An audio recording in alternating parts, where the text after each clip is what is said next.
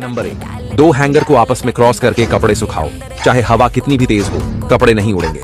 Number 2, hanger को W की shape में मोड़ लो, फिर जूते लटकाओ। इस तरह वो बहुत जल्दी सूख जाएंगे। नंबर 3, ऊपर वाला हुक काट कर नीचे की तरफ मोड़ दो। दोनों तरफ के सिरे बाहर की तरफ निकाल लो और एक सिंपल मोबाइल स्टैंड तैयार है। नंबर 4, हैंगर के जोड़ को खोलो, उसमें कुछ क्लिप्स डाल दो। इससे तुम एक साथ कई जुराबें लटका सकते हो, निकालना भी आसान रहेगा।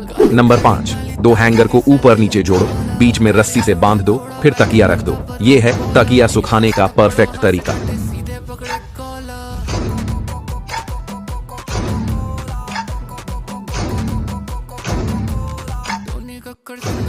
लड़का 16-16 What the fuck? What the fuck? What the fuck? What the fuck?